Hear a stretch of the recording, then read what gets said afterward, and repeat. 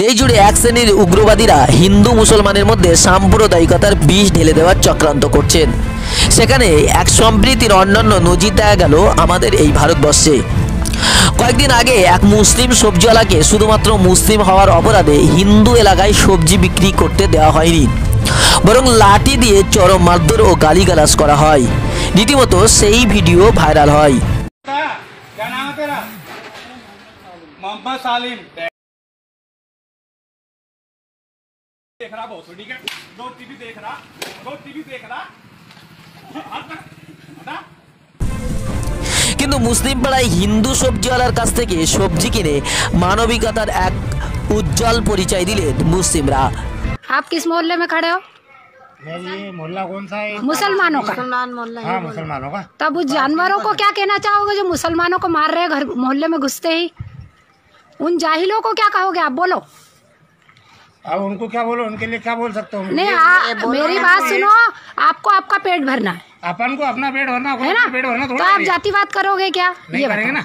हम जातिवाद करेंगे? हम जाहिल थोड़ी जो आपको मोहल्ले से निकालेंगे। बनी बात है, क्यों निकालेंगे? कोई किसी मोहल्ले से नहीं निकालेगा। वो जानवर थोड़ी आ रहे हैं आपका पेट भरने के लिए। कोई भी नहीं आएगा किसी का पेट। तो उन जाहिलों को क्या मैसेज देना चाहोगे? आपके मोहल्ले में मुसलमानों के खड़ा होकर मैं मुसलमान में सब्जी दे रही हूँ, देखो जरा। बनी बात हो तो मुसलमान मोहल्ले में खड़ा होकर मुसलमान लोगों को सब्जी दे रहा हूँ, मेरे को रोक टोक। नाम क्या है आपका? कमल खटीक। तो आपको कोई भगा रहा है यहाँ से? कोई नहीं भगा रहा, मेरे को अभी तक किसी ने भगाया नहीं कि तो मुसलमान मोहल्ले में सब्जी देता हूँ मैं। तो उन जानवरों को समझाओ जो जातिवाद फैला रहे हैं। उनके तो पेट भरे हुए, उनके घर भरे हुए, जो गरीबों के घर नहीं भरे, पेट नहीं भरे, उनके लिए बोलो आप जरा। बोलना चाहिए कि ना मुसलमान में हम तो रहे हुए ना मुसलमान, अरे हिंदू के बिना मुसलमान नहीं और मुसलमान के बिना हिंदू नहीं है।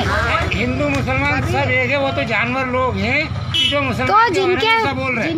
বোকা মানুষ ধর্ম খোঁজে না, আর নেতারা নিজেদের স্বার্থ সিদ্ধির জন্য ধর্মকে জাতিভেদকে গরিব মানুষের মনে ঢেলে দেয়।